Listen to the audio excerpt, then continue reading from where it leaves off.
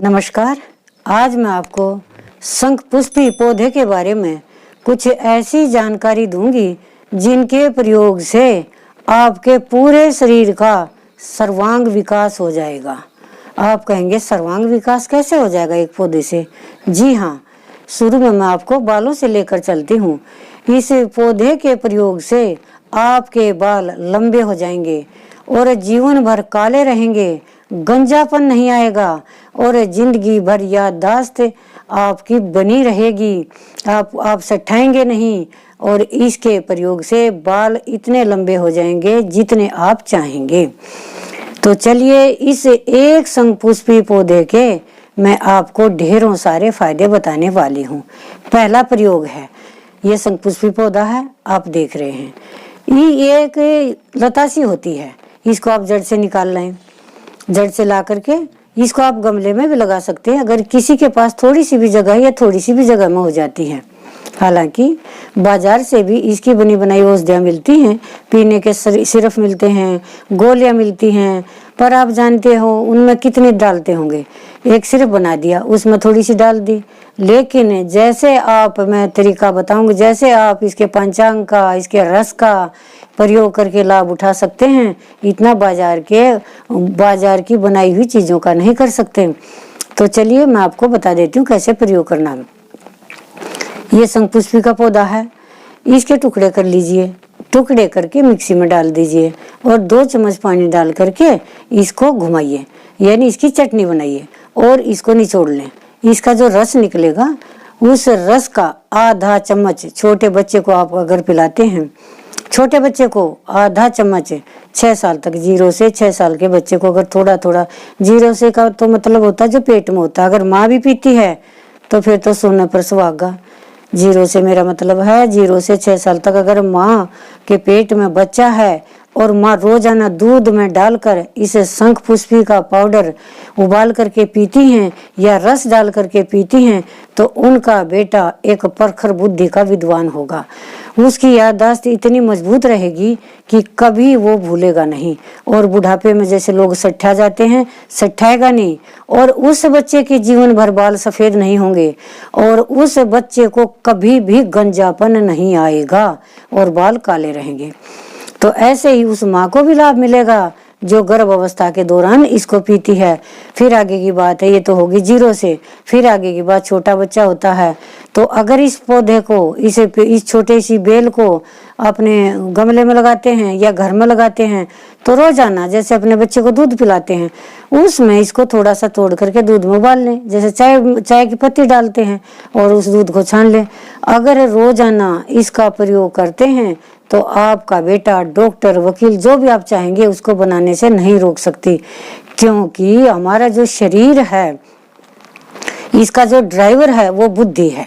आपके पास नई गाड़ी है, एक उदाहरण के लिए बता रही हूँ मैं, आपने अभी बिल्कुल नई गाड़ी खरीद कर खड़ी की है, अगर उसका ड्राइवर नहीं होगा तो वो चलेगी नहीं। इसी तरह से बुद्धि हमारे शरीर का ड्राइवर है और अपने बच्चे को अगर बुद्धिमान बनाना चाहती हैं तो पेट से लेकर 6 साल तक के जो बुद्धि को प्रखर करती हैं उन चीजों का प्रयोग कीजिए। अब उन बच्चों की समस्या के लिए सुनो बेटा, जिन मेरे बच्चों के बाल झड़ रहे हैं, सफेद हो चुके हैं या सफेद होने लग रहे हैं, पतले हैं, और जिन बेटियों के बाल लंबे नहीं हो रहे हैं और उनको भी यही समस्या है, सफेद होने लग रहे हैं, झड़ रहे हैं, बढ़ नहीं रहे हैं, तो सबकी समस्या का समाधान एक ये पौधा शंखपुष्पी, और प्रयोग करने की विधि मैं बताऊंगी।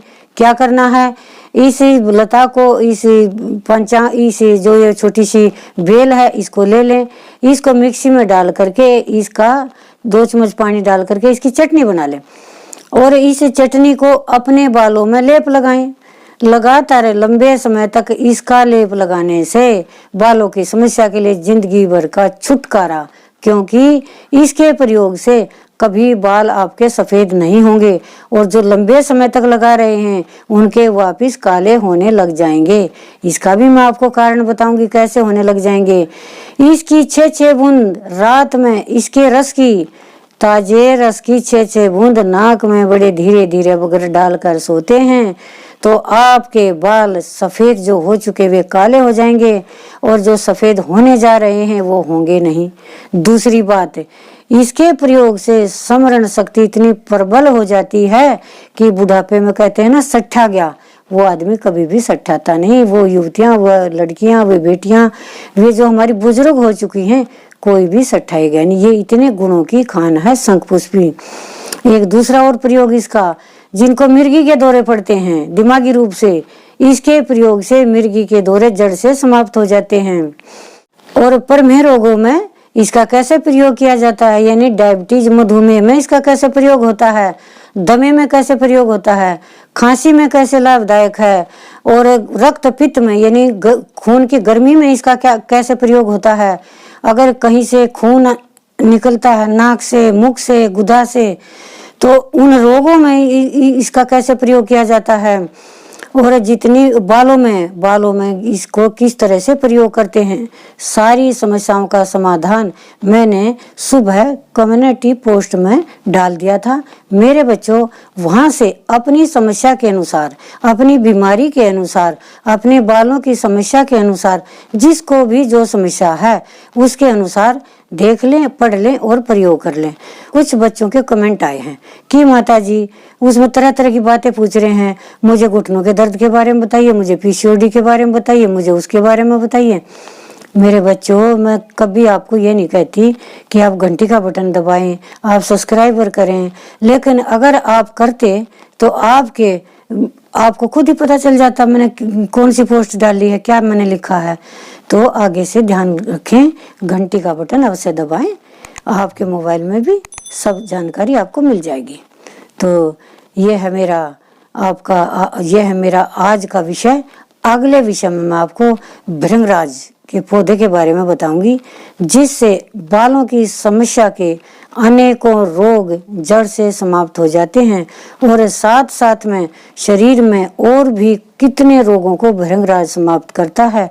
मैं ऐसे पौधे लेकर आई हूँ, अपने बगीचे में लगाइए, आंगन में लगाइए, और अगर आपके पास जगह नहीं है तो गमले में लगाइए। धन्यवाद।